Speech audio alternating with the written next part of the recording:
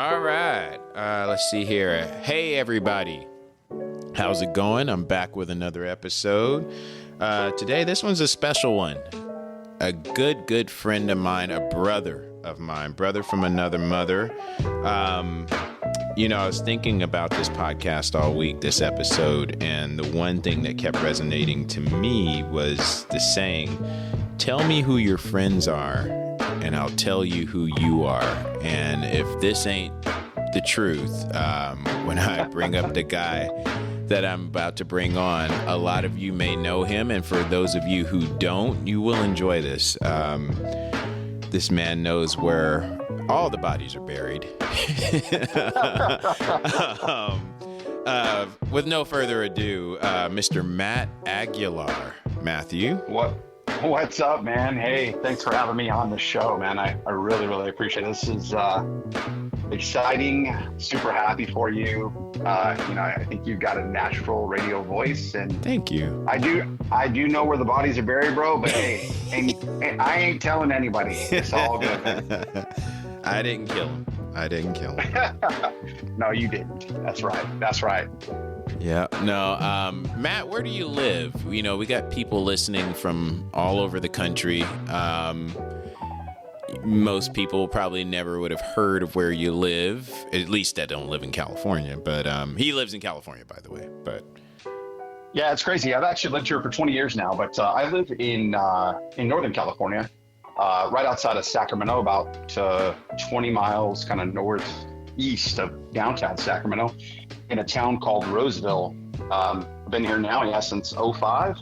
I've lived all over the United States, in the military. I lived in Phoenix, lived in San Antonio, lived in northern Dallas for a while. Obviously we grew up in the AV together.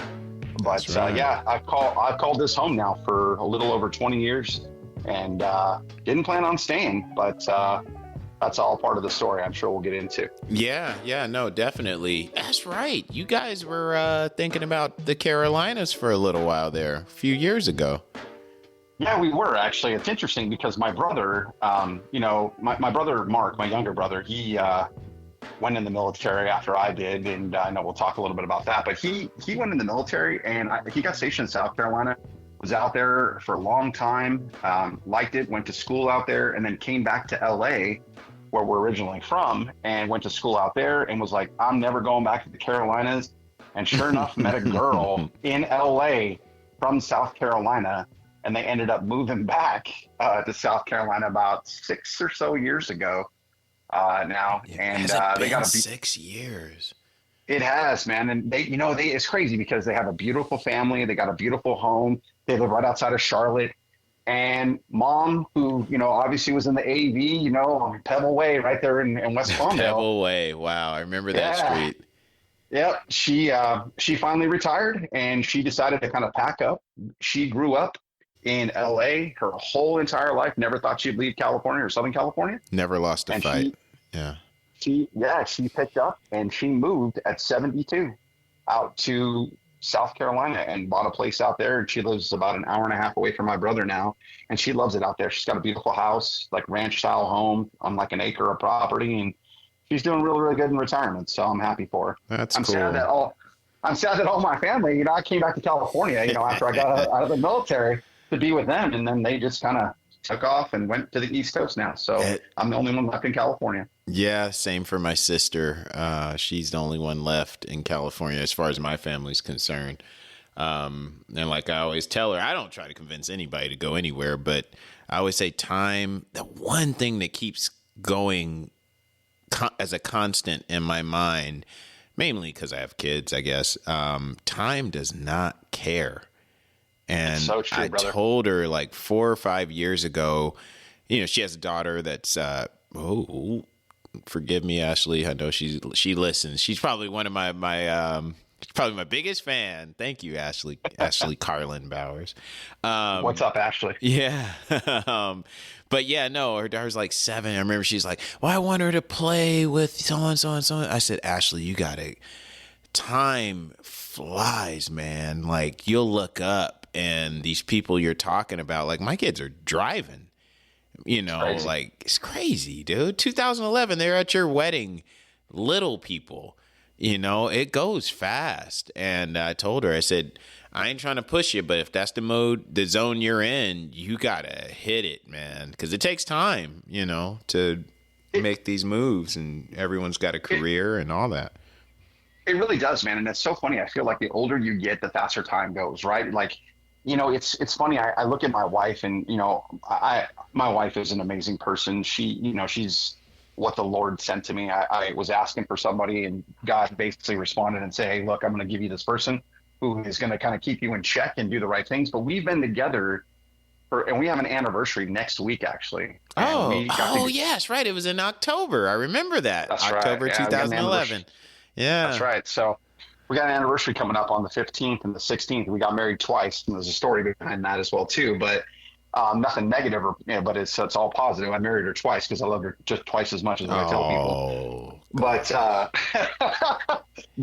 no. It's funny because we've been together since 2007, and it's crazy, man. When I look at 2007, to me, I tell people, I'm like, oh, that was just a couple years ago, just like you said. Then I look back and I'm like, wait a minute. I'm like, that was friggin' that long ago. Like, I cannot believe that was 17 years ago or 15 years ago. Or, we're just tripping on. We've lived in our house for 14 years, and it's just crazy how fast time flies. And like you said, I got 3 little kids, and, my oldest is 11, and I trip out because I feel like he was in diapers just like, 2 months ago. So yeah, life goes by quick, man. That's for sure. And I never understood it when I was younger, brother, but I'll tell you what, as I'm older now, I totally get when that you hear people say, don't blink, because it just goes by quick. Mm-hmm. No, totally. With that said, just to get back on track, you guys know what this podcast is about. I'll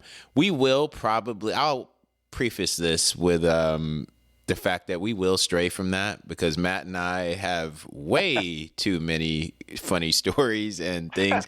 And the one thing that people tell me the most is, man, tell them about the funny stories, man. We want to hear about, I remember when we went to blah, blah, blah. And I go, this is not what the podcast is about. That's for about 17 of you. Other people who don't know who we are could care less about where Palmdale is. They'll never go there. There's no reason to go there. No offense. Yeah. So anyhow, what did you want to be when you were growing up, when you were a kid? So it's crazy. I actually wanted to be a comedian / model / actor. Really? When you were a little kid? All the way up until, and I think you remember some of those stories of me trying to get into modeling and stuff back in the late 90s and stuff. And did you have a cousin or something like that?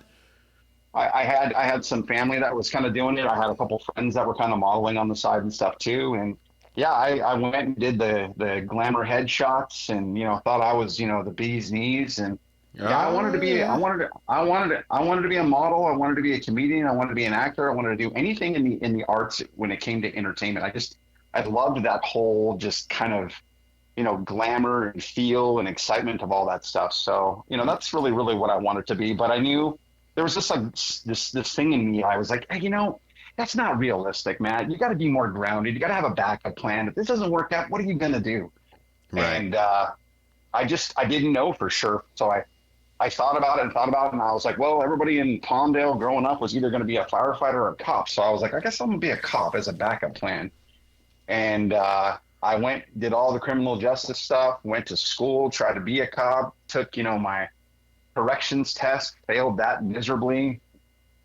Took my test you didn't speak good English. I remember that. Yeah, fool.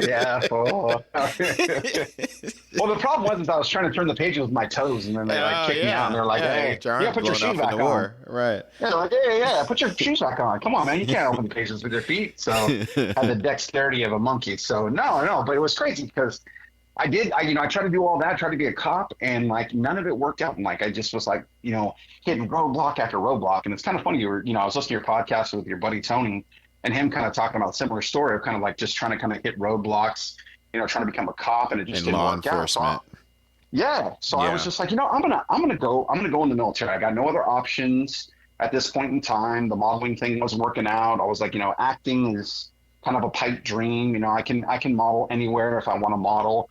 And I did some modeling when I was in the military as well too, like runway modeling stuff, on my off time in Texas. Thank goodness those pictures from JCPenney's probably don't exist anymore. Thank goodness. But I went in the Air Force, and it was kind of like the only thing that you could do if you didn't really have any other options. And it's crazy because I went in the military and I was like, hey, I'm just gonna go in open general, not even pick a job, and maybe I'll become a cop. And sure enough, I did not become a cop, and I didn't even get that job. It was kind of crazy. I remember the phone call you gave me because I thought you were going that route. Everybody, Yep. I don't know if you remember. And it's funny. I hope your wife listens to this. I don't say that for a bad reason, but oh my gosh, it was definitely over a year before you went to the military. Do you remember what you used to tell people in that first impression, that first conversation? I don't. No, no, no. Go Oh ahead, you remind me. man, you used to say it every single time. I'm about 3 steps from the sheriff's department. Like that was your Yeah, favorite thing to say. I was like, God, dog, if anybody's going, this dude's going. But I know. it's the Yeah. way that you carried yourself as well. Like one thing about Matt, when we were growing up, high school, and after high school, especially, my parents would be like, "Where are you going tonight?" We're going to Old Town Pasadena. Who's all going?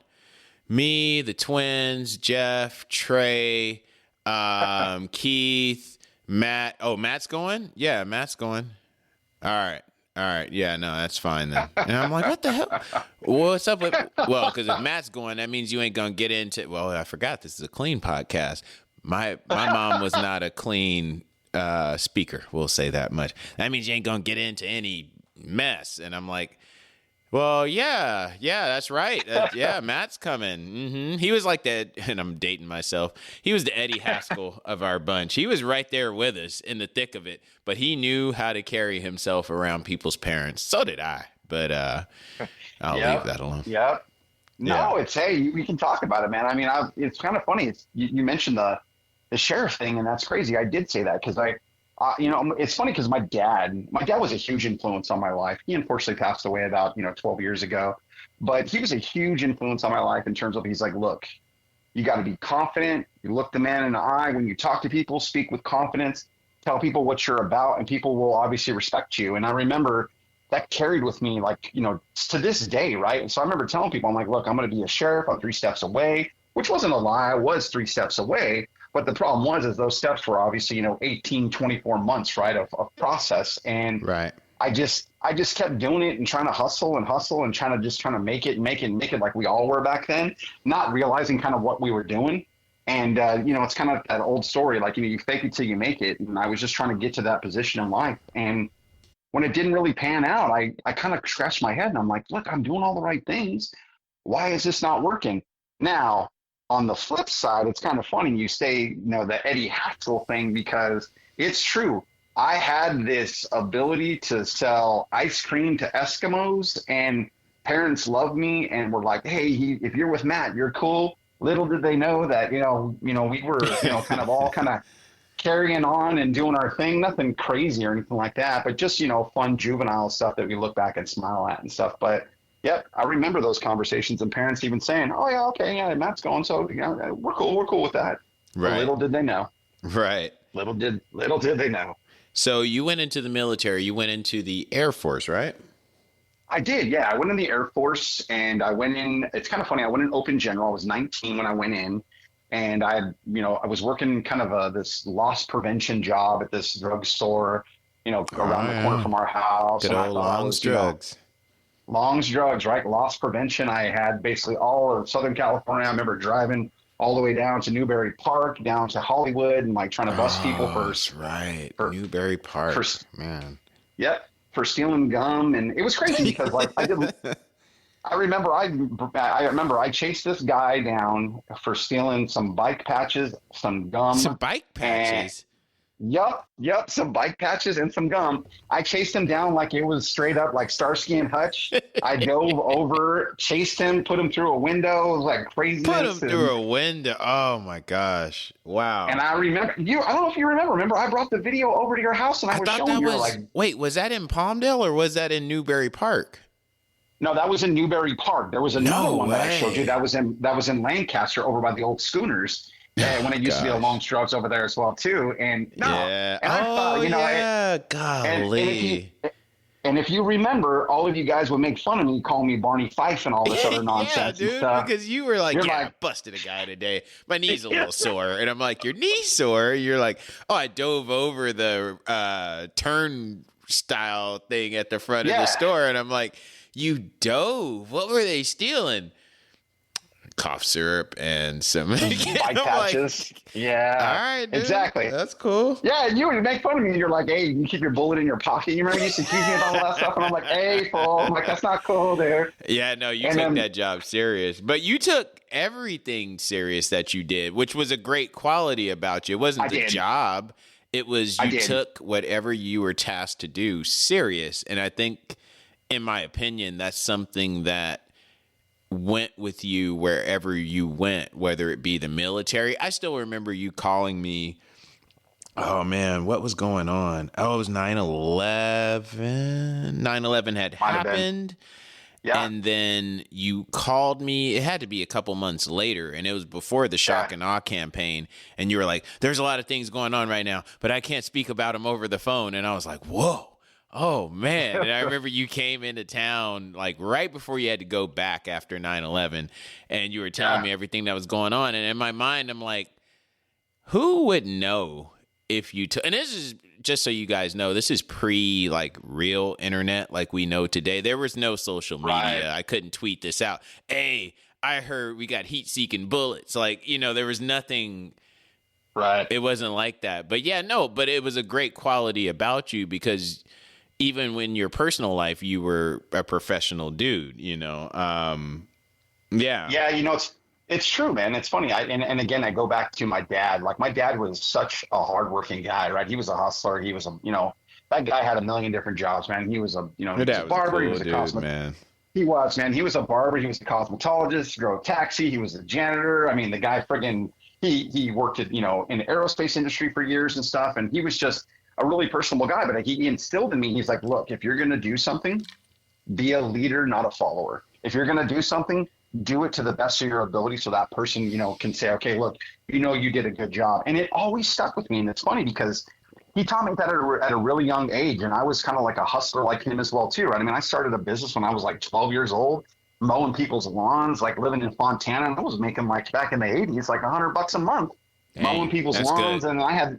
No, it is, right? I remember, I was like, okay, I'll mow your front lawn for $5 and I'll do the back for Yeah, $5. that's And Nintendo you got- money. Yeah, I know. Heck yeah, it was. Yeah. And I remember I was like, and just being that hustler and that that kind of like that mindset of going and get it. I was like, look, I'm mowing your front yard. I'm mowing your backyard. I have no bag. I got to rake all this stuff up. I'll tell you what, if you let me pick up the dog poop as well too, I'll do it for another $3. Well, All right, you just cool. like doing And, like, that. That was different. Yeah. Like, son, I can give you gloves. No, I like bare hands. I like to get into my work. It's fine. It's good for the skin. It's good for the skin. No, and it's crazy because I remember you used to rub it on your elbows and stuff, and your elbows were real ashy and stuff too. So Right. no, I'm just kidding. Right. No, Oh, but man. no, it was just crazy. So like, yeah, I remember like 9/11 popped up. I went in the military, and it's crazy because my journey, being 46 years old and looking back now, like it's so crazy to kind of look back and kind of look at all of the triggers that occurred in your life that got you to where you are today. Yeah. And, for people that are listening, right? I mean, I was a pretty wild guy back in the day. I became more religious as I met my wife and kind of found God and kind of became more of a Christian person. But when you look at like the path that I was on and the path that, I was going down, it wasn't the right path. But then like, going in the military really set a direction for me, kind of gave me a purpose and really instilled in me, okay, look, you're going to potentially have a future. So when I went in the military, it was crazy because I went in and I was like, okay, I'm open general. I remember getting in basic training, getting my my classification, And in the Air Force, for those of you that don't know, you get this job code called an AFSC, which is like your job code. And I got this thing said, I'm going to be a high wire electrician. I'm like, high wire electrician? Like, what is that? I didn't even know what that was.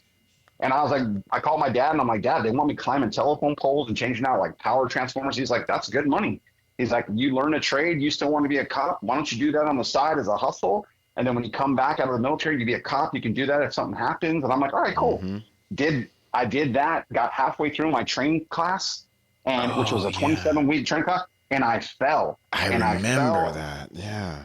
And I jacked my knees up super bad, like knocked myself unconscious, fell about 30 feet off of a telephone pole. Dang. And I remember waking up in the hospital and both my knees looked like the size of soccer balls. It was crazy. Yeah. And I remember the doctor was like, look, hey, you tore your MCL and you bruised your ACL and you messed up your ankles and you really hurt yourself pretty well. He's like, but here's the thing, give you like 6 weeks of therapy, get you back up on the pole, and we'll get you right back to where you started. And I'm like, there's no way I'm getting back up on a pole. There's no way I'm doing that.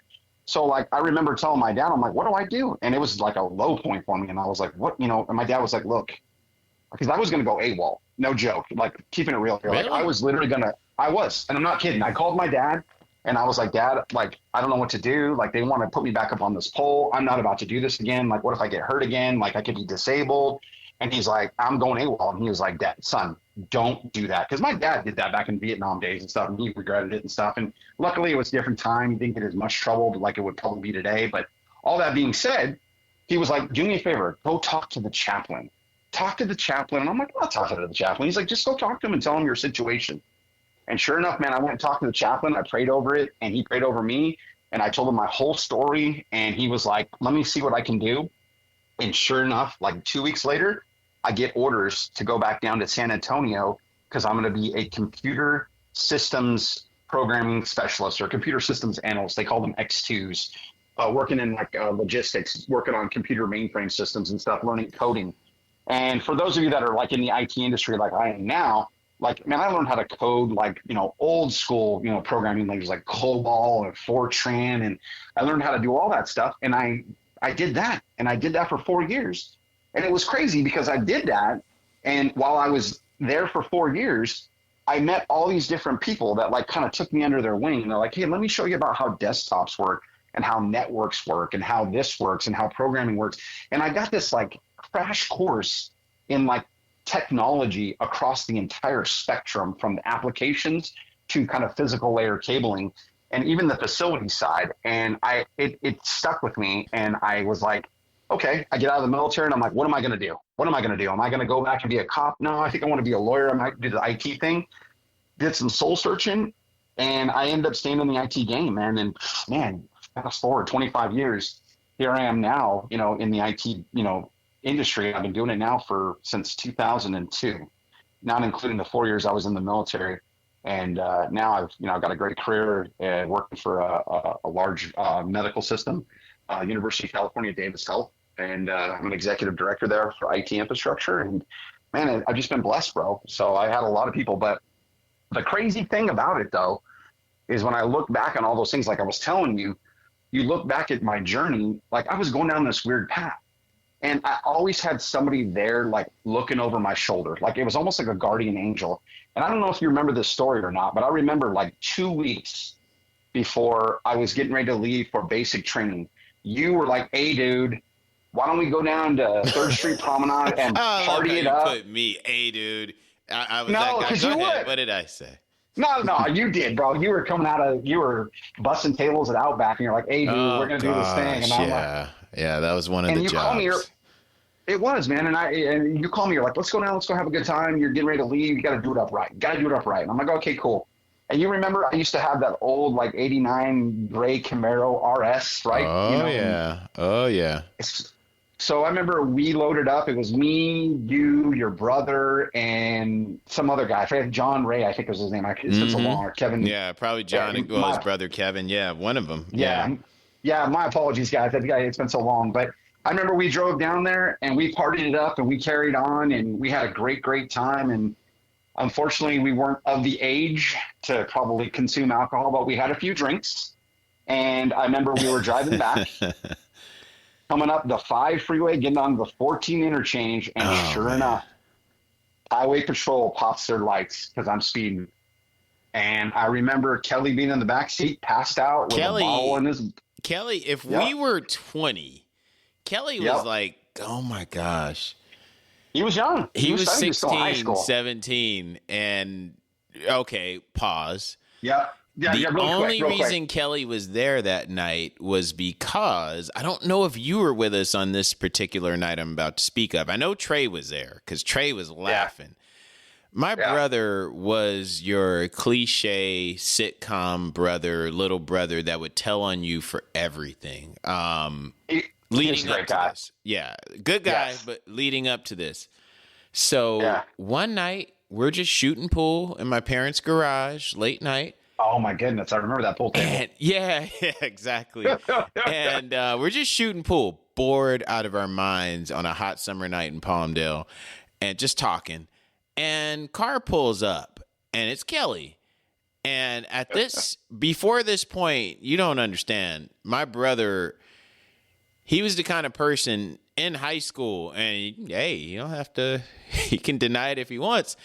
Junior high, high school, he would skip to the mailbox and skip back. And I'd be like, I'd just be out in the front yard just shooting basketball. And I'm like, what are you skipping for, you young brother? I remember. And you used to get so mad at him. I was just trying to see how far I could go while I'm skipping and see if I can just, keep going. And I'm like, you're skipping in public like that. He had no filter. So, and he was super innocent, really nice guy, too nice. And he tattletailed on everything. My parents would say, nobody at the house while we're gone, and I try to be smooth with it. Like, hey man, might have a couple of people come through. We got the jacuzzi, we got the pool. You can kick it if you want. And he'd be like, oh, I can kick it? Yeah, you can hang out with us. 2 months would go by. I used to collect basketball cards. I was just telling this story the other day. I used to collect basketball cards. 2 months would go by. No problem. Got away with it. That's in the rear view mirror. And this dude would do stupid stuff like just take my Michael Jordan cards or my Alonzo Mourning draft pick. And I'd be like, what the hell? Still to this day, I would take inventory on stuff I had in my room. And I'm like, I'm very particular. And it's because of him growing up from when we were little, because he'd always mess up my stuff. I always took inventory on how things were when I left the room. And I'm like, wait, hold on. Who moved this book? And one scenario took some of my nice basketball cards, and I would just beat him. I would. And sure enough, he would tell on me, oh yeah, well, Keith had so-and-so and so-and-so over. And I'm like, that's your, oh boy, that's your butt. So needless to say, this went on for like 4 or 5 years. My parents could rely on him to be the police for me when they would go somewhere, go out of town, until... And this was a pivotal point in he and I's relationship for the rest of our lives. We're shooting pool in the garage. He pulls up, bobbing and weaving, coming in the house like Otis from the Andy Griffith Show. And I'm like, what? My friend, everybody, I think the twins were there. Hey, fool, what the hell is wrong with you? Oh, shh, don't say nothing. And then we're like, oh, he's drunk. And I told, I'll never forget it. Trey was like, oh, Keith, we got him. I said, no. Let's be smart about this. I'm always a negotiator, even at a young age. I said, you know what, Kelly? We are going to be best friends. And he looked so scared because of our history I just spoke of. Oh, what are you going to do? I said, no. We're going to be best of friends. Do you know why? Because I realized, had I told on him, all this turns into is, well, get back in retaliation. He's going to get me. I'm going to get him. So anyway, I'm telling a long story. I apologize. But I said, you will never speak of what I do again. And I will never speak of what I saw tonight and what I see in the future. And from that moment on, my parents were so pissed off because they go, where are you going tonight? oh, me, Jeff, the twins, Matt, Keith, Bob. Right. We had the same. It was just our clique. And I'd be like, and Kelly's going to come. And boy, what did I say that for? It'd be like me saying, and we're going to go to Mars as well. What? What are you bringing your brother for? You ain't bringing your brother. And I'm like, yeah, he's all right. We're going to bring him. So that night, just to bring it back like the show Lost, that's the reason he was in the back of that Camaro when Matt got pulled over. That was the first time he hung out with us. We actually ended up at the Santa Monica Pier, and That's right. at night. And some people had alcohol, and he was trying to play Frank the Tank. I could take another. He was gone. And and for those of you that don't know, right, Kelly, has always been kind of a bigger guy. And to fit him in the back seat of my RS Camaro, oh man, like he was squished back in there, and he was just passed out. So just to fully take it back, like Keith was saying, and Mama Bowers, Daddy Bowers, hey, look, this is a long time ago now, so hey, it's amnesty hour, but we got pulled over. And the cop straight up saw everything in the car, and he was like, get out. He didn't even say, I want to see your ID. He said, get out of the car. And I'm like, I saw my life flash before my eyes. I'm like, okay, I'm not going to go in the military. I'm going to get popped for a DUI. I'm going to get in a lot of friggin' trouble. Like, I'm not, my parents are going to kill me. Like, I'm only 19 years old. How stupid can you be? All these things go through your mind within a matter of a second, right? And sure enough, he's like, go get your wallet. And I got my wallet. And this kind of takes it to the full circle back to what I was doing for work at the time. I worked loss prevention, and I was issued a badge, and that badge was an LA County badge that I was issued, and actually had a serial number, a badge number associated to it that you could look up, and actually had me in the database somehow. And don't ask me how it worked or why it worked or whatever, but I purposely opened up my wallet to show my badge, to get my ID out. And he goes, wait a minute. He's like, are you law enforcement? And I was like, yeah. And he was like, hold on one second. He takes my badge from me and takes my whole wallet. And he's back there. And all I see is the silhouette of them talking by their patrol car. And while I'm standing there, there are three people in my car. One of them is obviously who has this podcast, Keith Bowers, is yelling back in a funny voice from He's a clean guy. He's a good man. That's what I was saying. Yeah, go ahead. I remember it was more like, give him the breathalyzer. Give him the breathalyzer. It was an episode of The Simpsons. Over again. It was an episode of The Simpsons where Arnie had said that about a week earlier, and me and my brother thought it was hilarious. So it had been our saying for probably that week. Give him the breathalyzer. Yep, and it was Keith and Kelly yelling that over and over and over again. And I kept looking. I'm like, dude, be quiet, stop, shh, quiet. And sure enough, the cop comes over and he looks at me. He gives me my wallet back. He says, "You're setting a bad example for all of us. Get your butt out of here. Go." And I was like, praise the Lord. Somebody was looking over my shoulder. And he let me go, and that was in 1998. And I left in May of 1998, and this was like literally, I think the weekend before Cinco de Mayo in May. And I could have my whole military career and everything. I could have just went down a totally different path. And it was a stupid mistake that I made. And I was really, really lucky, and we all look back on that. We were, and I look back, and it's a funny story now, but at the time, and being an adult now and knowing how the world works and how things work, I look back on that and say, God, how dumb were you? Like, just how immature you were. All of us.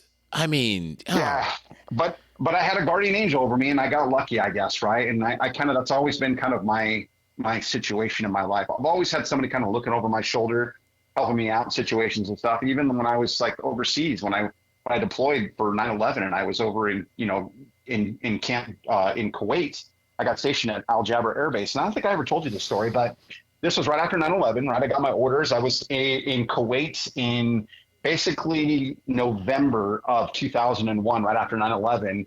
And I was in Al Jaber Air Base, and I had to travel between Al Jaber Air Base, Ali Al Salim, and Camp Doha. For those who don't know that, it's kind of like these three bases that are basically in kind of the Kuwait City region. And I'll never forget, we were driving, and this group, and just like in Back to the Future, it was basically like a bus full of, it looked like they were Arabic men, right? And they pulled up right alongside of us, and they pulled up guns in the window and started tailing us.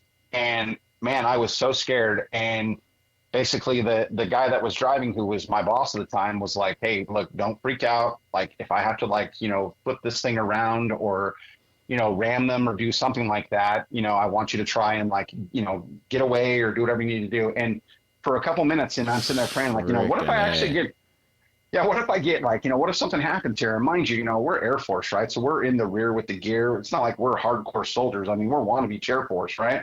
Mm-hmm. And it's crazy, man. Like, I sit there thinking, what's going to happen? What's going to happen? What's going to happen? And it probably was on Keith. It was probably only a minute, and it felt like an eternity. And sure enough, they cocked their guns, pulled up right alongside of us, and then they just sped off, and then they stopped, and then they turned around and went the other way. I can't tell you, and I'm thinking to myself, man, somebody was looking over my shoulder that day. And I had a guardian angel that day too, man. It's just crazy. It's been my whole life. My whole life has been like that. I've had somebody looking after me no matter what. All of us, crazy. Yeah, I think all of us, if you think back, I know for sure, you bring up that night, coming back from Santa Monica, there's been too many moments where it's like, man, I mean, something is, yeah. Probably around that same. No, it was after that. It had to be 2000, somewhere around there. Not to go into crazy cop stories, and it does not relate to your story in Kuwait. But make a long story short, me and Plez and a friend of ours, well, and not even a friend. Let me shut up. Not a friend, not even an acquaintance. Someone we knew for a little while, went to Hollywood, and I'm only going to tell a portion of this story because it's too long. It's a great story. Don't get me wrong, but that's not what this podcast is about. And I told you guys, I did tell you from the start that we're kind of going off the beaten path, but, he brought it out. It's his fault, Matt, telling crazy cop stories. We go to Miyagi's. Everybody who remembers Miyagi's, go to Dublin's, go to Miyagi's, and Miyagi's on Sunset, man. That was a great spot. Oh man, I'm pretty sure it's not there anymore. But it's not actually. I drove by there a couple years ago, and it's remember that movie Tough Guys in the '80s, where they go to all their old haunts and they're all right. Just not there anymore. That's how I felt going through Hollywood at one point in time, and I was like, man, none of these places are here anymore. But sorry, I mean, go ahead, tell your story. Yeah, so we go and have a whatever time with this person that will remain nameless because they were a psycho, and I didn't know it. Plez didn't know it. So we're hanging out with them, and I decide, this night's kind of, it's done. It's done. And we're heading back. For some reason, we're on Sunset. We didn't go to the 405 freeway. This person was like, oh, let's drive up through Mulholland or whatever and end up in the San Fernando Valley and get on the freeway there. And we're young and dumb. We're like, yeah, whatever. You drove. It's fine. So we're going, and it was a woman. She's flying. And I'm like, hey, you should slow down. Like, you're kind of, and we're not drunk. We're doing all right. But I knew enough, and Plez knew enough. We didn't know this person that well, and I was like, hey, you got to chill. And she's like, oh, no, I'm fine. And nobody had really had any drinks. We were young and broke. $20 a drink in Hollywood. We knew how much are you going to drink?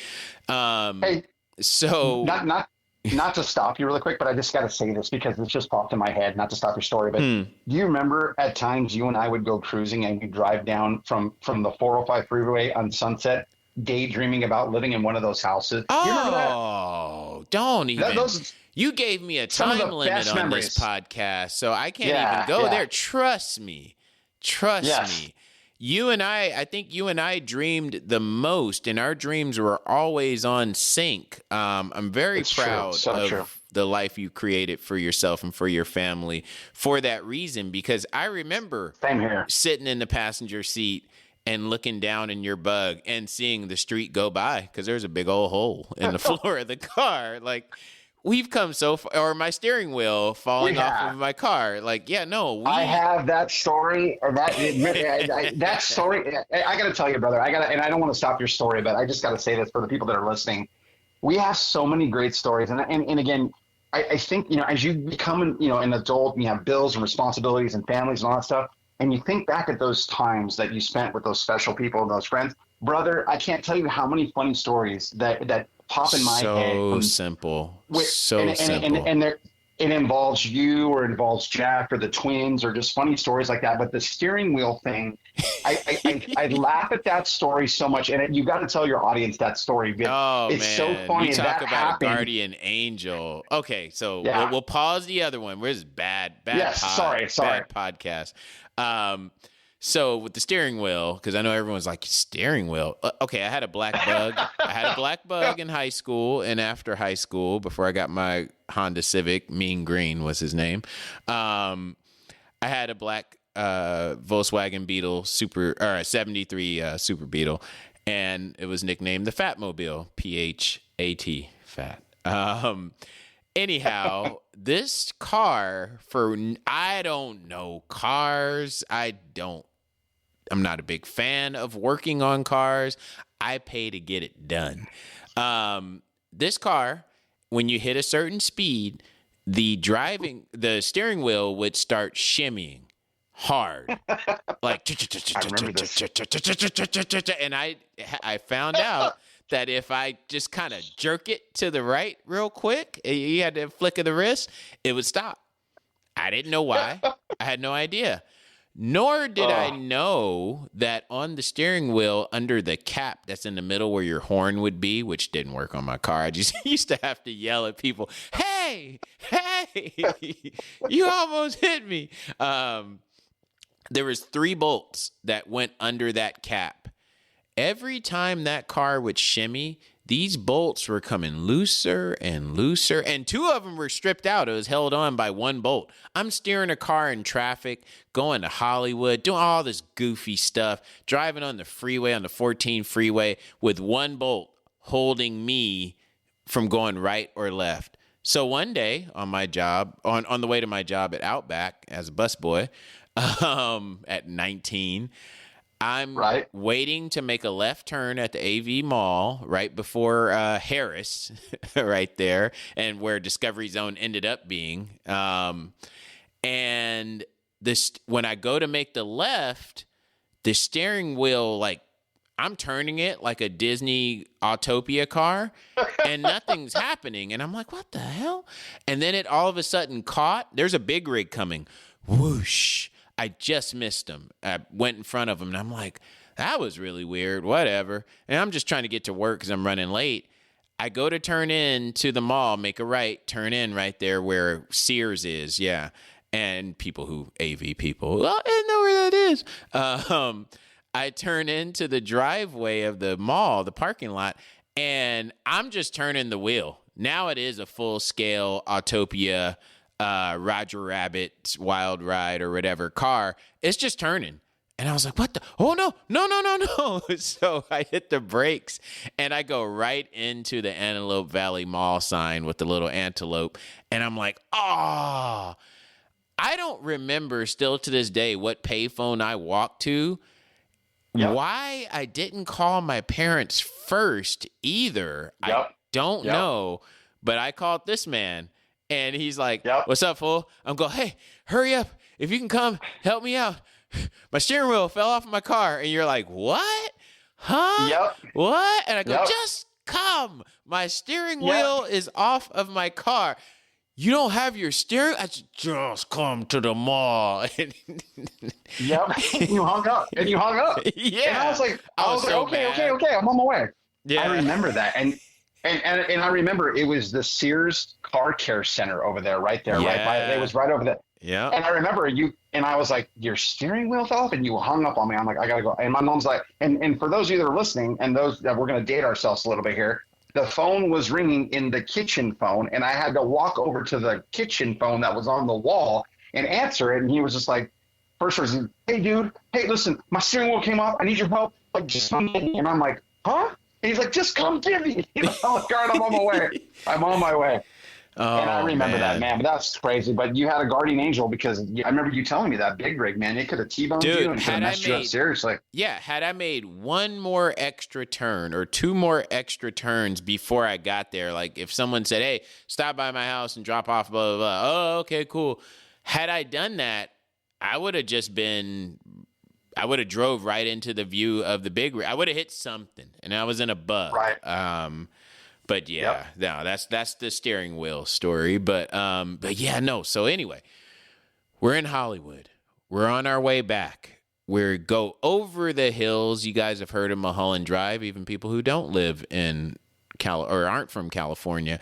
We're back in the San Fernando Valley. I won't say why we know the San Fernando Valley, but we're on Van Nuys Boulevard. I remember that. And we're this stupid person, I didn't say a name, was just flying.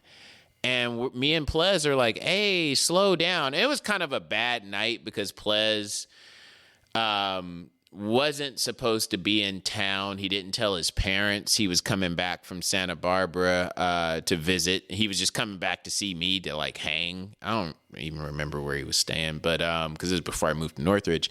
Anyway, we're going down the road, and both me and Plez are like, you need to slow the frick down because you're going to pass a cop. And when you pass a cop, thank God we weren't driving, but when you pass a cop, we're screwed. And, oh, no, I know these roads like the back of my hand. Soon as this stupid person says this, we pass a cop.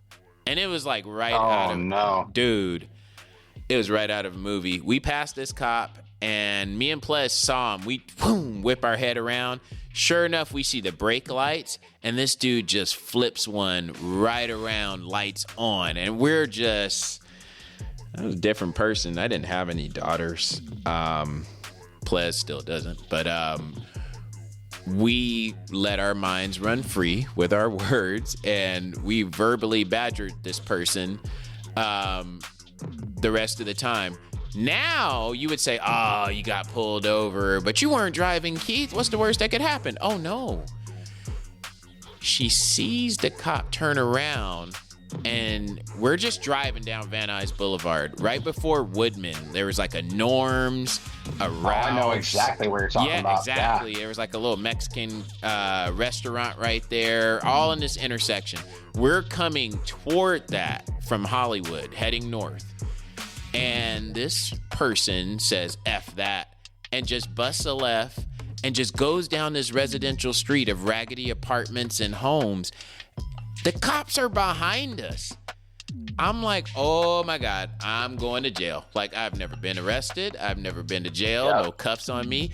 Plez the whole time. You know, this is a clean podcast, so just use your imagination, okay? He's, what are you doing? Both of us are like, just stop. Let us out the car. Let us out the car.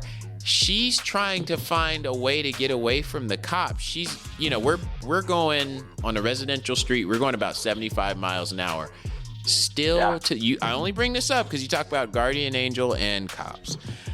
Yep. We're flying, and she's going too fast in a Chrysler LeBaron. Oh my goodness, LeBaron. Like a 93 Chrysler LeBaron, convertible, mind you.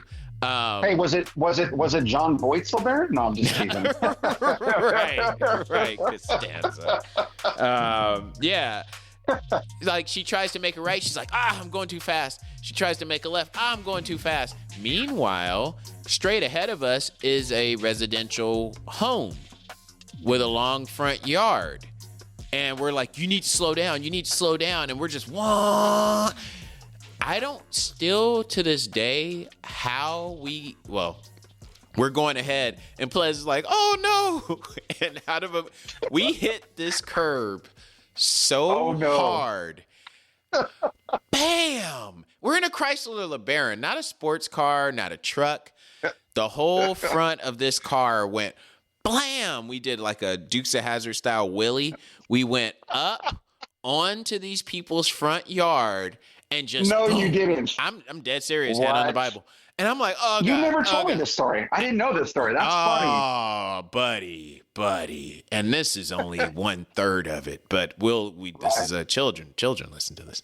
Anyhow, I go, Plez.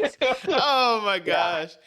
At this point, they were no longer a woman with what was being said, and we're just going off because now me and Plez realize we're getting arrested. I might have told my parents I was just going to the movies or something because they got weird about me going to Hollywood sometimes. And I'm like, I can't. And she goes, it's not over yet. She throws the car in reverse. Oh, no. She throws the car in reverse, and the car goes, like it sounded like someone was killing a baby dinosaur. I was like, and mud, everything. You seen Meet the Parents when the septic deal busts and they're trying to prepare for the wedding and the driver's like, what? Oh, okay, throw it in reverse. And he kicks on the tires and it just throws poop everywhere. We're shooting mud on these people's front lawn. Meanwhile, you look behind us, we still see the cop lights. She throws it in reverse, gets back onto the street, floors it. It's doing what felt like 30 miles, like in your dreams when you're trying to run fast and you're running in slow motion. That's what it felt like. She whips out onto Woodman, which runs east and west, and just parks the car right away. Like there was a parking spot, parks the car right away. To this day, I have no idea where that cop car went. She parks the car, and I don't know who said it first. Everybody get down in your seats. And we just get down, like recline the seats, and Plez laying down in the back. You stupid. She might as well have been a dog. And we watched the cop drive by us. He popped out on Woodman 2, made a right where we were, real slow, looking for the car, and drove right by us.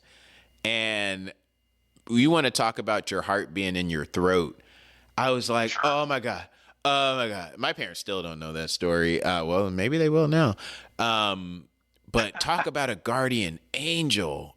We didn't end up getting home till the next day, which is a whole nother story. But it was almost like a video game of life that you and we had too many nights where, not that crazy, but too many nights of shenanigans where now that I won't lie, there's times where I'm walking through Disney World with the wife and kids.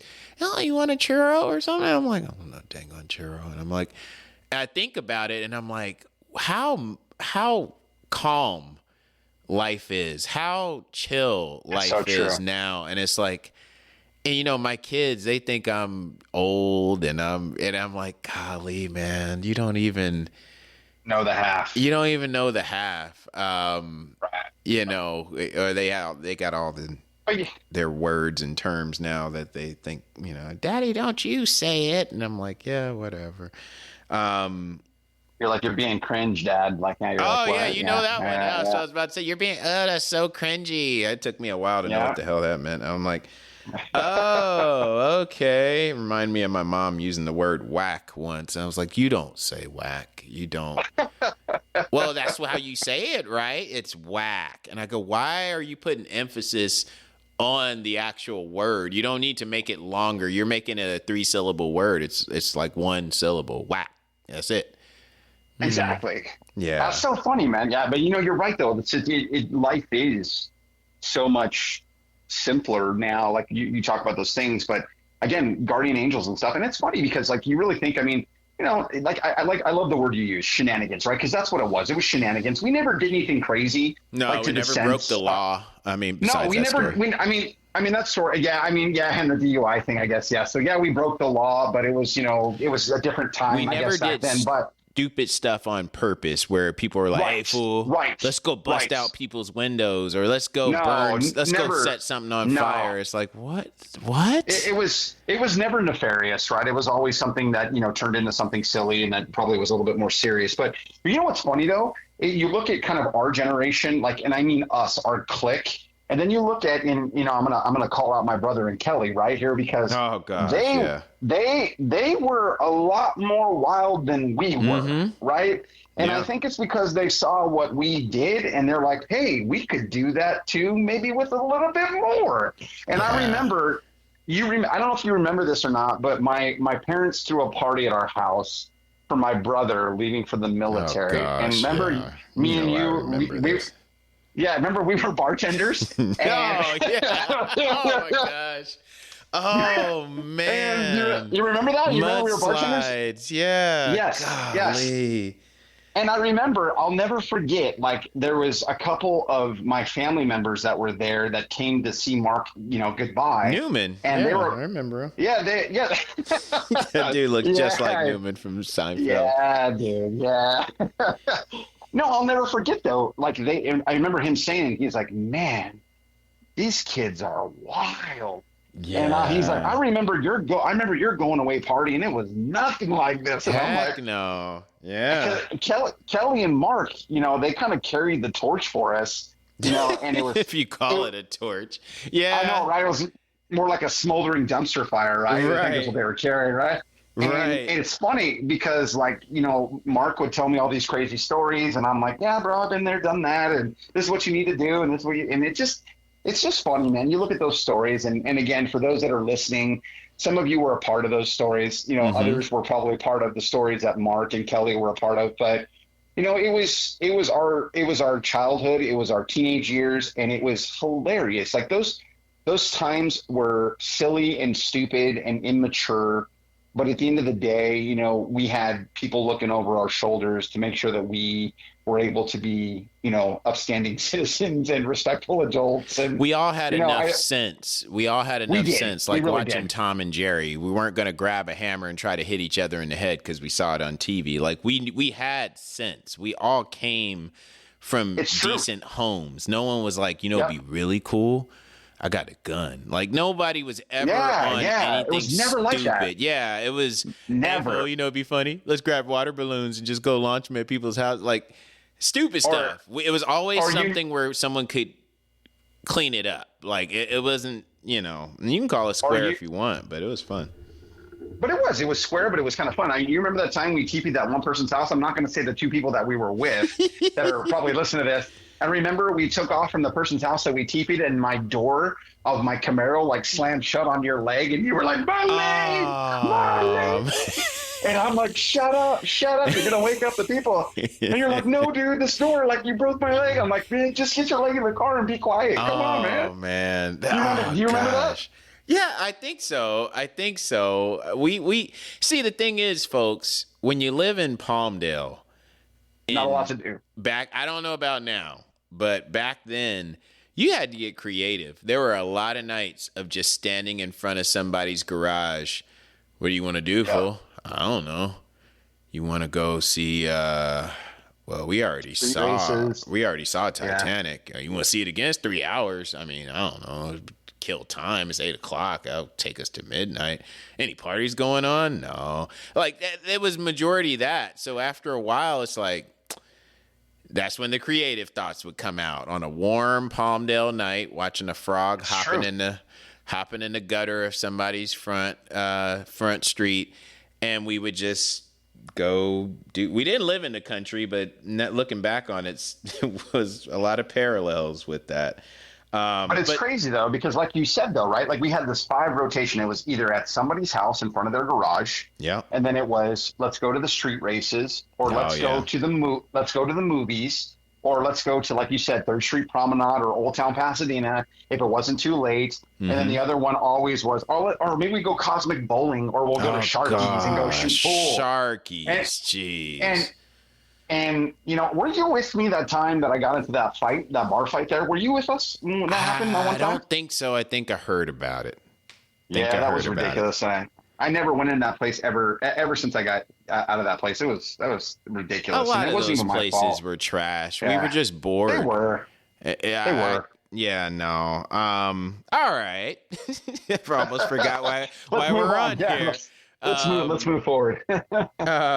Question for you. Well, I guess this will take us down more roads. Have you, and I don't know if you'll understand this question. I ask this question every episode because it's something that's near and dear to my heart. Have you ever had a job so bad you forgot you were getting paid for it while you were doing it? It isn't, I don't mean the entire time you had the job. That'd be truly terrible. But just one day or 1 week, whatever it was, where it's like someone handed you your check and you're like, oh yeah, that's why I'm doing this. Did you ever Yep, have a job? I did.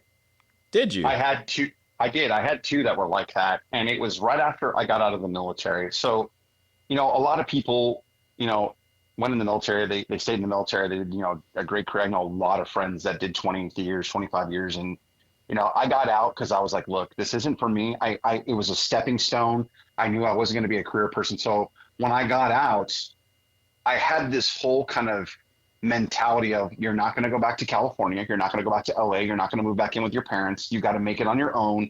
You got to stand on your own 2 feet, do whatever you need to do. So from like 2002, from May till about 2004, I did a lot of odd jobs. And I was actually, for about 30 days, I was homeless because I didn't have enough money to pay my rent. And I was sleeping at friends' houses and stuff, trying to make it and stuff. But I didn't tell my parents because I didn't want them to know that I wasn't going to make it, right? So I hustled. So I picked up a job as one of those people that work in those telemarketing agencies. You see the number 1-800, buy the Ronco spray, or like, the nonstick pan that you watch at 2:00 in the morning on those infomercials. I don't even know if they have infomercials anymore, but I'm dating myself. But that being said, I did that, and I literally had to like call people and like try and read a script and tell them what to do. And I sold nothing. And it was all commission. It was all commission based. And I absolutely hated it. And I did it for like a month and a half. And I remember I got paid like $50 or something like that. It was like under $100 for just for an orientation class that I had taken and something else that I had to do for training. That was a sweet $100 though, I bet. You're happy to get it. It was tough though, bro, because like I had got out of the military and I was making decent money, and not a lot of money, but back then it was decent for me. And I remember like thinking to myself, like I remember looking at that check and I think to myself, what are you going to do? Like you have like hardly any gas, you got nowhere to live. Like, how are you going to do this? And I remember, and you're going to laugh at this one, I was like, you know what I'm going to do? I'm going to be a bouncer. I love the movie Roadhouse. I'm going to be a bouncer and I'm going to make some money in doing that and stuff. And I did that. This was the Chippendales deal, right? Yeah, dude. Free food. I remember you saying something. The guy let you stay there. Yeah. Wore the cowboy hat. Yeah. Yeah. I think his name was Sean Combs. No, I'm playing. I'm just kidding. I bet. Yeah. Rusty mullet. No. Yeah. No, so I did that, right? So I did the tele stuff, and I hated it, telemarketing, and then I was a bouncer at this bar in Peoria, Arizona for a couple months, and it's crazy, dude, because like I was an '80s kid, you're an '80s kid. I watched the movie Roadhouse, and it's like the glamorized Dalton, all that nonsense. Yeah, and I'm like, oh, I'm gonna be like Dalton and this and that, right? And I got a military background. I used to be in law enforcement, kind of, and I got this, right? And it was like one of the roughest places. It was like nice from the exterior, but it was always something. There was always something popping off there, and I was like, look. And I hated that job. I was always getting into some kind of fight or breaking up a fight every single night. Mm-hmm. And I remember, bro, I did it for like 2 months. And the girl that I was seeing at the time, like, would be paranoid because I'd come home and I have cuts and bruises and my fists would be hurting and all this crazy stuff, right? And I'll never forget. Like, I remember the last night, and like I said, only there for a short period of time. There was this guy. He was, I guess, got some kind of altercation with his girlfriend or whatever, whoever she was. And we dragged him out of the bar, and 2 other guys were helping me drag him out. And this dude looked like, he was kind of, had like a leather vest and like a bandana and like just looked like a bad dude, right? But like, we got him out, and luckily, the Peoria PD was in the parking lot because they knew it was kind of a rough spot. And dude, we got him down on the ground. Peoria PD saw us. They ran over to us and they hooked him up and they pulled a huge Bowie knife out of his vest. Whoa. And I'm like, this guy could have just stabbed me and killed me over some stupid job that I'm doing here. Hold on. I don't, not that I'm trying to find the comedy in this. Yeah. What was he doing walking around with a Bowie knife? Have we ever gotten ready to go out somewhere and go, oh, hold on. I know. Where's my weapon? Where's my Bowie knife? Golly. But it's crazy because, like, I was a bouncer and I checked people at the door, and I remember checking his ID, but we didn't wand people down or pat people down. Like, it wasn't. Oh, like you didn't pat people down? Oh my gosh! Wow. No, we didn't. We didn't do that. We just like checked the ID because it was in Peoria, Arizona, and it was near kind of like, a lot of college kids were over there and stuff. So we're more worried about like college kids trying to get in, like fake IDs and stuff. So yeah, this guy came in. I remember checking his ID, and he was kind of scary, and I was just like, this guy's kind of scary, and like just didn't think anything of it, and like let him through, and like long story short, yeah, he had a weapon on him, and like I remember coming home, and I like was telling my roommate at the time, I was like, dude, this guy friggin' the cops pulled this knife out of this guy. This guy could have friggin' killed me, like over some stupid job, over a stupid club, yeah. Yeah, exactly. And I'm just like, and I saw those are the two jobs that I absolutely hated and question, what am I even doing with my life? And like, I got to figure out a way to kind of make it and do something with it. So yeah, it was great. No, I understand that. But again, guardian angel, somebody was looking over me, man. Oh, yeah. I'm telling you, bro. Oh, yeah. If you're smart enough to pay attention to that and take notice of that, because a lot of people aren't. They just go, oh, I got good luck, dude. And it's like, good luck? Okay. I mean, I've never carried a rabbit's foot. I know I have, just for the record. You used to, didn't you used to wear as an earring on your left side, right? And you had a rabbit's foot earring, mother, I remember she would boil rabbit's foot soup. Or no, it's dogs. Dogs. Yeah. Dogs. Yeah. Stray animals. They lived up against a field. Speaking of, but seriously, real quick though, speaking of moms, I got to say something, dude, because to this day, all I know what you're gonna say too. No, you know what I'm gonna say. Your mom's peach cobbler. I knew you were gonna say that. To this day, I still talk about it to people. I'm like, one of my best friends growing up. Like, I was like, his mom made the best peach cobbler. Like, it was so ridiculously good. And it was so simple. So it was so simple with some vanilla ice cream, some French vanilla ice cream. That was back when me and you would eat, boy. We'd be like, all right, we'll run tomorrow. Yeah. But dang, this is good. Well, I used to be, in great shape, and now I'm not in great shape anymore. I know you're in fantastic shape, and I kind of fell off the wagon here. Strong word, buddy. Yeah, but you know what I'm saying? Like, I definitely enjoy some peach cobbler, from time to time. I probably shouldn't, but yeah. Anyways, I digress. Sorry, go ahead. Yeah, no, I was gonna say, I asked that question about the horrible job. You guys know I got a story. One of those jobs, and I had many horrible jobs where I forgot I was getting paid. One in particular, I was in the trade. Meaning, and people who do what I do know, okay, he was doing HVAC refrigeration. I used to work for Hussman, a big, huge corporate refrigeration company.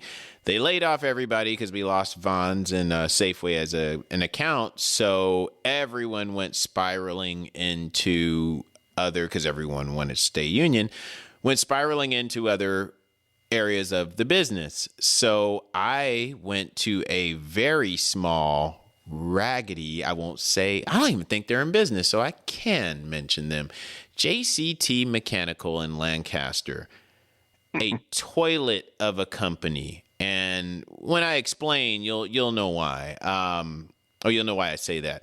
So they hire me, and I was an apprentice at the time. It was a 5-year program. I was a second-year apprentice. I knew how to do almost nothing in HVAC.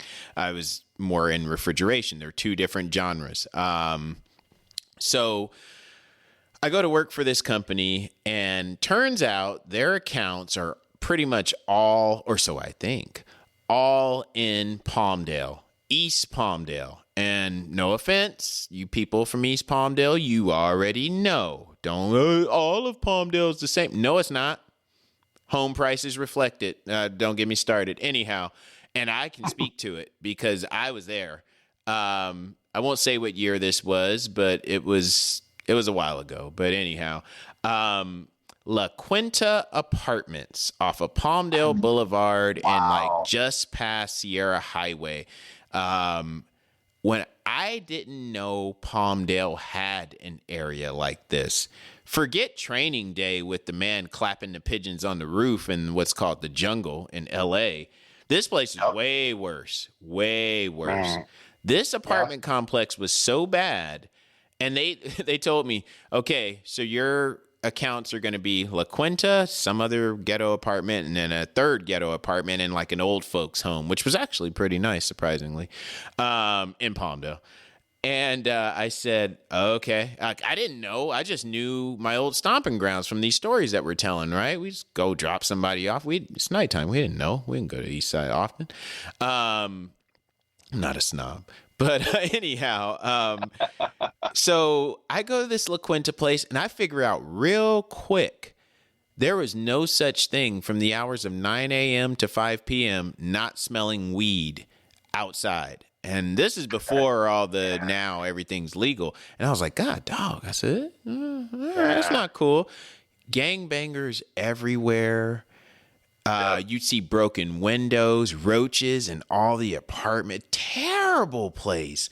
So it was so bad. The leasing office, never forget, this lady was from Thousand Oaks, and she was so pissed off. I guess this property maybe owned something in Thousand Oaks. Anyway, she transferred over there, and she kept a closed sign on the door because people would come in and try to fight her physically over not paying their rent because they couldn't afford to pay their rent. Everyone's on the county government assistance for those people that don't know what that means. And so she kept the door closed. So one day she goes, hey, apartment, we'll call it 123. They got their no AC in there. And I go, oh, okay, cool. So I drive over to it, smelling the weed, get out. And I see when I walk up to the door's already cracked open, and they had a maintenance guy, real nice guy. And he goes, hey, oh, good, you're here. Come on with me. And I'm like, I'm walking thinking he's going to show me the thermostat and show me the outdoor portion of the unit, split system. And he's walking through this apartment that's been ransacked, right? But it wasn't uncommon there because people would get kicked out of their places and because they didn't pay their rent or something. So I'm walking through it with him, and he's holding a screwdriver up like it's a flashlight, and I'm like, what is this dude doing? What? Yeah, what? Dude. So this guy was like tripping, right? No.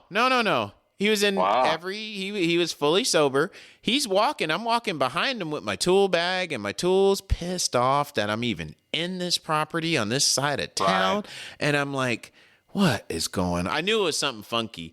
And I go, hey, dude, what's going on? Why are you walking through here with like it's a flashlight? He's holding it like it's a weapon. And he goes, somebody just broke in here. They might still be in here. And I'm like, what the hell?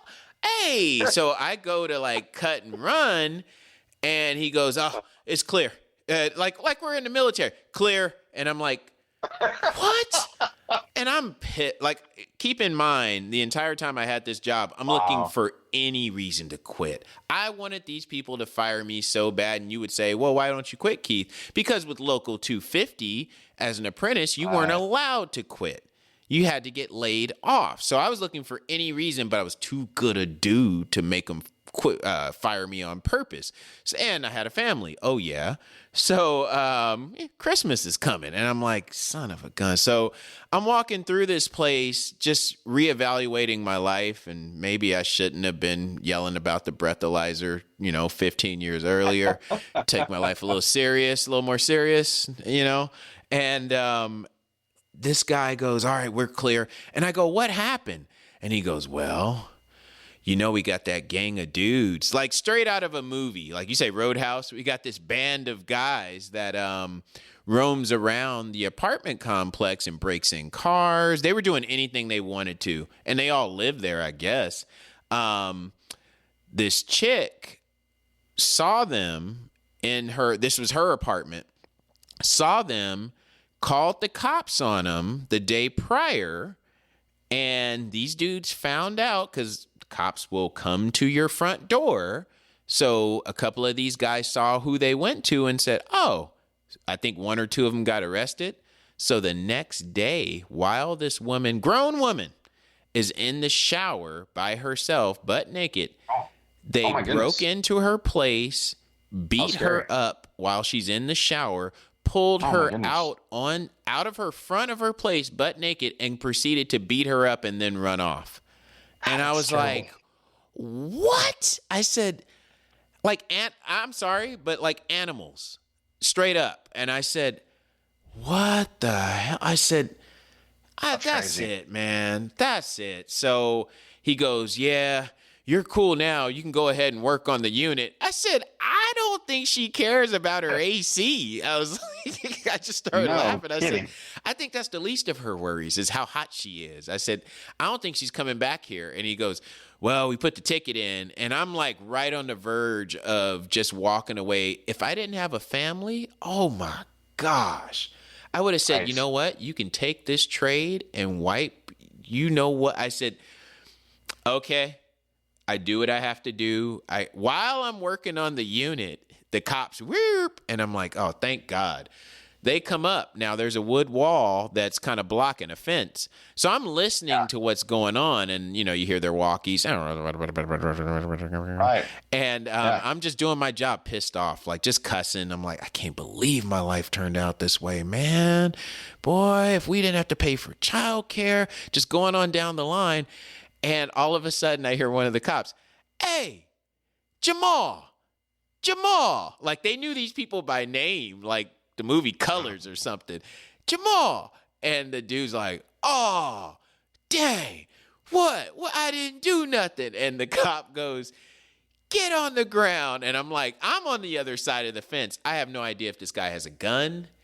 I got my tools out, my meter out. I got a condenser fan motor in my lap. Like I'm unwiring it. And I'm like, ain't this you know what? I said, this is the last day. I don't know how, but I just know this is the last day. So sure enough, I continue the job like a fool.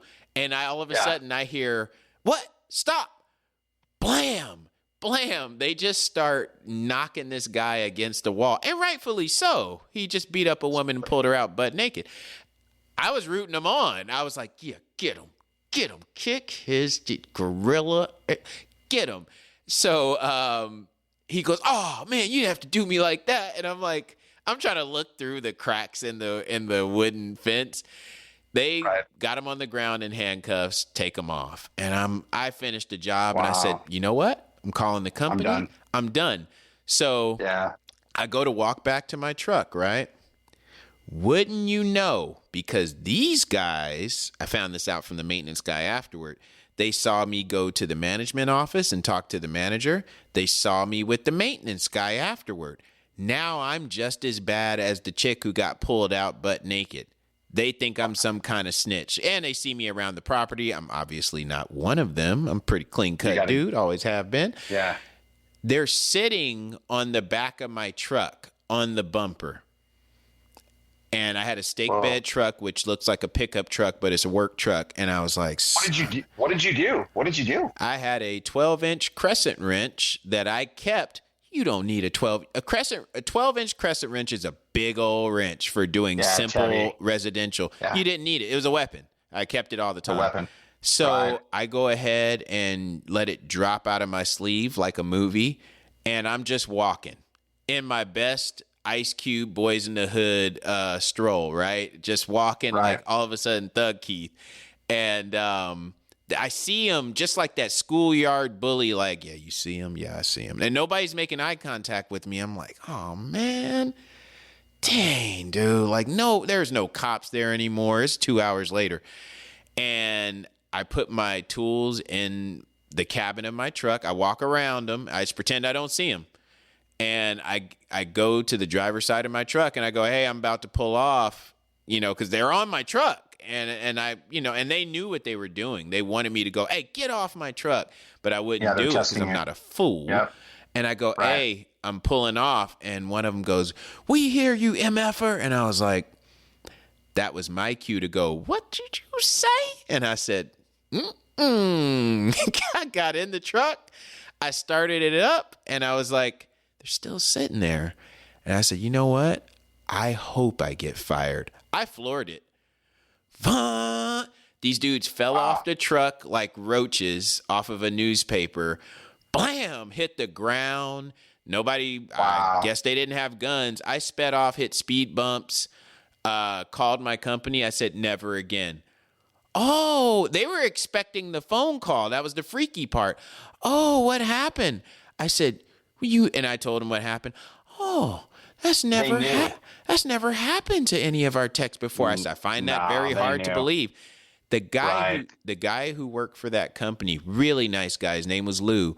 He told me, he goes, "Hey, I hate to tell you this, but the fact that you're black, that's the reason they hired you for that account. Nobody will step foot within 50 miles of that place." And I said, "What?" And messed up. I go, "Really?" And he goes, "Yeah." I said, "Well, I'll tell you right now, I don't care what the rules are. I'm dropping out of the apprenticeship, the whole nine." I said, because we get in trouble if we quit. I said, "I don't care. I'm looking for a reason to leave this company." And he goes, "We'll try to get you on some accounts in Thousand Oaks." It didn't work out, and I ended up, I worked in Thousand Oaks, but there wasn't as much work there. And they told me flat out, the reason we hired you was because, they didn't say black. They didn't say black, but they go, "We hired you for that account primarily." I said, "Yeah, that's kind of what I heard. Yeah, so since you're not willing to work that, we're going to go ahead and let you go." And I said, "Thank you. And just so you know, you're probably not going to be eligible for rehire." I said, "Rehire?" I said, "Do you know?" I said, "I don't think you could offer me enough money." I told the guy, I said, "Mark this down in your calendar, buddy." I said, "I will never forget this. I will tell this story as long as I live." I said, "You actually told me I'm not eligible for rehire." I said, "I will spread it from the mountaintops. No one will come to this raggedy. I cannot." I said, "I'm speechless." I said, "You have made my day. I am without speech." Just like totally. No kidding. That's crazy. Gross, man. And thank goodness.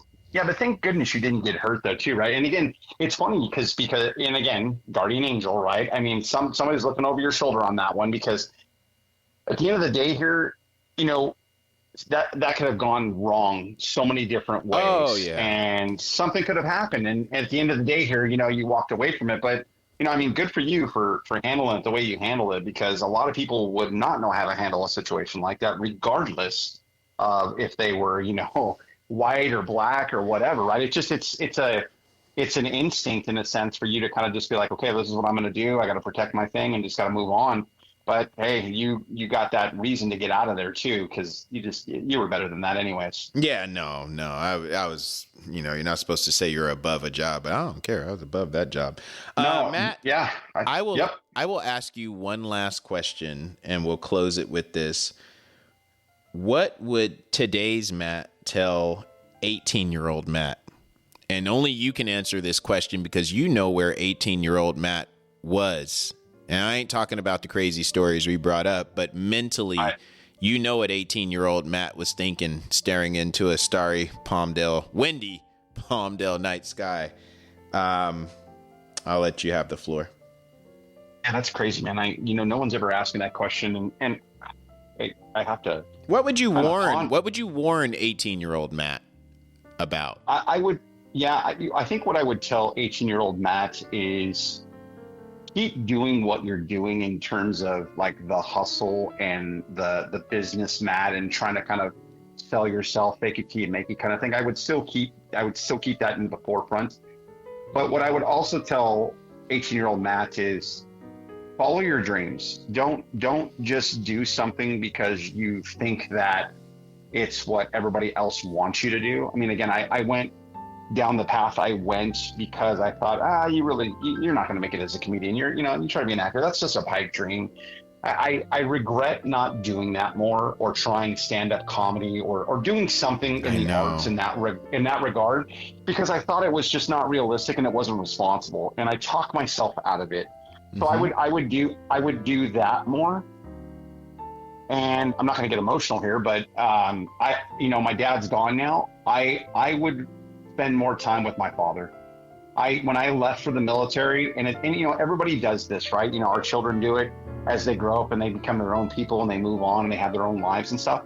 But I was so busy trying to become something that I didn't come home enough to see my dad when he was sick. And you remember when my dad was sick. I remember. And he, for those of you that knew my dad, he was, a really big personality. And at the end of his life, he was he was just a fraction of who he was. And I would have spent more time with him, documented more stories, spent more time closer to home versus being kind of away in another state and trying to make myself and prove myself. So I think those are the things that I would tell, 18-year-old Matt. The other thing too is I would have told him to look for my wife sooner. My wife, I tease her because I love her so much, but she is probably the best thing. And I shouldn't say probably, she is the best thing that has ever happened to me.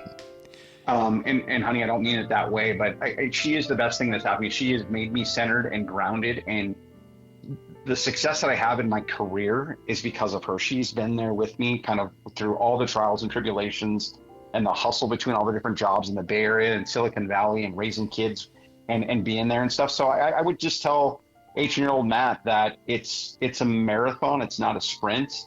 Yeah. Do what your heart wants you to do. Try it out, because the worst thing you can do, and it's funny, my dad even told me this and I never took his advice. You'd rather be an old man sitting in a rocking chair saying, I did what I did when I could, versus I wish I could have done what I did back then. Very true. So that's Very what I would have said. That stand-up thing you said there, you wish I had done stand-up, that's still on my bucket list of things to do. People do karaoke and things like that. I listen to a lot of comedy podcasts and things. And since, oh man, deep, dark secret, that's no longer a secret, I guess, after this podcast.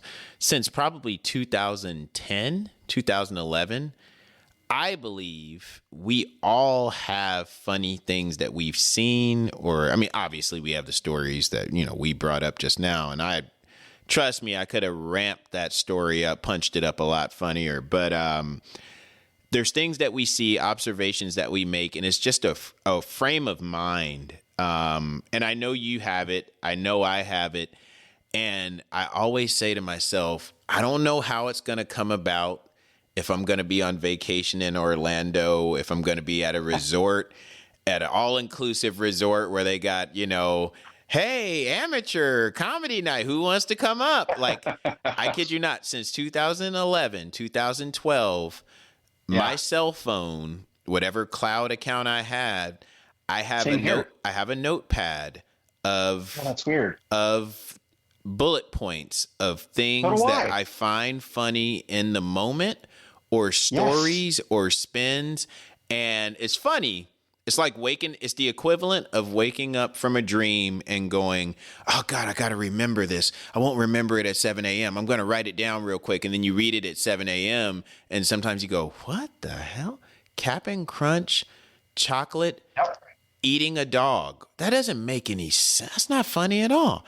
Kind of like a Seinfeld episode, but no, it's true. I've done it. I have a long list of stuff, and every once in a while I'll go through it and I go, oh my gosh, that's funny. Oh, I remember, I know. And I won't write out the whole thing, the whole statement.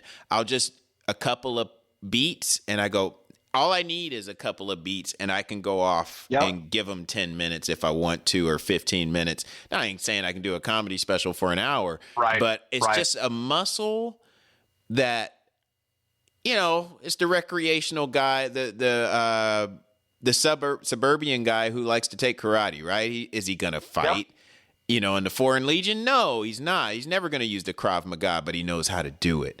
And that's kind of the muscle I like to use with that. And it comes in handy.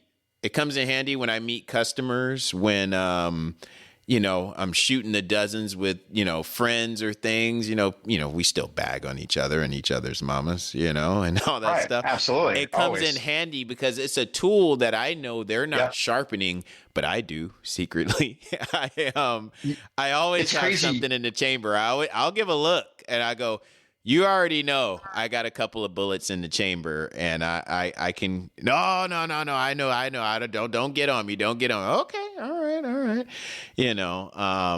But yeah. But it's crazy. It's I crazy dig you that. say that though. It's crazy you say that though, because, and this is why I think we've been friends for so long. And again, I know no one gets to talk a whole lot at times because we're so busy raising families. But right Right. when we pick up, it's like we, have just left. We just picked right back up where we last started. But it's funny you say that because Jess is going to listen to this, my wife, and I do the exact same thing that you do, and that's funny. Oh, We didn't shut know that up, about really? each other. I have a notebook in my phone where I write down observations and jokes, and I basically started developing material to the point where I was actually trying it out in my living room on my wife, saying, "Is this funnier if I say it this do way you or that really? way?" I would never. I do. Yeah. Yeah, and it's so funny. She's like, because I was going to do an amateur comedy thing, and she's like, "Yeah, that's funny," or "No, that's not funny." And like, it's like, I made this whole joke about, and I'll just give you the bit real quick, but I made this whole joke about what if Star Wars was really developed by Timu versus, George Lucas, and it would be like, instead of calling Star Wars, it'd be called Comet Battle. And instead of, instead of Luke Skywalker, it'd be like Duke Skyscraper or something stupid like that. And like, I did this whole routine and this whole bit and stuff. And it's funny I do the exact same thing that you do. And we didn't know that about each other. And we're both like writing down observations. Like this is why I think you and I obviously love Seinfeld and love Larry David and like that kind of observational kind of comedy and humor, because it just hits home for us. But I do the exact same thing you do. That's funny you say that. No, you're making me look at my list now. I will tell one mama joke. Your mom. I got a joke. I got a joke. I got a joke for you too. Deep cut, but Yeah. your mama's so Yeah. ugly. She came out the womb. She had a full set of teeth. It makes no sense, but every time I read it, it's one of my number one things on the list. I go, "That's just funny. I don't care what anybody says. If you ever put me in a movie and tell me to ad lib, I'm gonna definitely say that." Golly, let me stop. We better call it. Yeah, we could go another 2 hours easily. We've been doing this almost two now. What was that male stripper's name? Serpentor? No, Yeah, that was another one. yeah, dude, you're ridiculous. For those of you that are listening, this is how Keith always ribs me, okay? And I do the exact same thing to him as well, too. We go on forever. We speak our own We language. can't. We really We do. And for those of you that are listening, this guy that is basically doing this podcast, remember, it's Keith Peaches / Silky Bowers, okay? How are you Let's going to get say that Silky recorded. without telling them why? And trust me, folks, it has nothing to do with me. And if Millie's listening to this, she just spit out her coffee. We got a Dane. Hey, All right. I love you. I love you, brother. I know you're on the East Coast. I'm on the West Coast, but I'm so happy for what you're doing, man. You've got a beautiful family. Your mom So and do dad you, are man. great people. Yeah, man. I'm just so happy that you're doing this, man. I really am, and it's great to talk to you. It's a blast. If I get nothing from it other than just connecting with friends I already know and slight strangers, I tell everybody I meet, I'm like, "Oh, you want to be on my podcast?" And they look at me weird, like I'm asking them to be a part of Primerica or something. You want long-term life insurance? Like, no. I You know got this those guy, people are he's gonna somewhere sell going, something, you get "Hey, this we're guy." not so bad." Yeah, Yeah. exactly. Yeah, no, but I'm dead serious. I just like connecting with people. And I've had so many people, you can make some money off. I go, it's not that I'm against money, love money. Or no, I shouldn't say that. Yeah. It's the love of money that's evil. No, I just really enjoy it. I don't feel like it's like Work. Yeah, I don't feel like it's work. Like if I did this for a Exactly. living, which would be a dream, I would never work a day in my life. I always thought that was a very cheesy thing for people to say because the way we were raised with chores and things, like, no, work is supposed to kind of hurt, like Right. fulfilled joy, Right. what you're calling. Like, what are you, what? Yeah, come on here. You're right, though. It's true. It's very true. And I didn't realize that till much older than I'd like to admit. Same here. Yeah. Same here. I'm the same way too. Yeah. If you enjoy something and you can find fulfillment in doing that, even if there's no monetary aspect to it, at least you enjoy that aspect, right? You connect with those people and do those things. It's the same thing with me, like I told you about with my art and doing all that stuff. And it's like, it's crazy how like it is like this hobby that has turned to kind of an obsession that turns into this like side hustle that I don't care if I make any money on it or not. If I don't, fine, whatever. But I know I get fulfillment out of doing it and making those things. And at the end of the day, if one person bought my product, fantastic. Yeah. And people have bought it, but you know what I'm saying though? You know, it's just like you said, it'll come if it comes, and by the good graces of God, he makes it happen. Cool. And if he doesn't, hey, it's just what it is. Yeah, exactly. And that goes out to I know there's somebody out there for the 46-year-old rapper that's still trying to make it happen. Yep. There's no shame in working a regular job at the same time while you work on your remix demo. We're talking about things we enjoy, but you still got to pay the bills. There's no excuse for just, I was listening to Keith and I'm going to follow my dream. Like, how are you going to pay your rent, your mortgage, Dodo? You're a grown man. Professional video game player or something. Anyhow, all right, man. All right, brother. Thank you for your time. I got to hit it. I know you got to hit it. It's 10 o'clock over here. Yikes. Which is late for Mr. Keith. I have to walk my dog at 4 a.m. like a madman. It's the only time I get to do it without interruption. Anyhow, take care. Right, thank you, everyone, for listening. Please come back again, because we have many stories, and we will not talk about what we wanted to be when we were growing up. We will just tell funny stories. And hey, you know what would be fun? This is free. This is a safe space. I don't have any sponsors, so I can do whatever I want. If you come with your best material, Matt.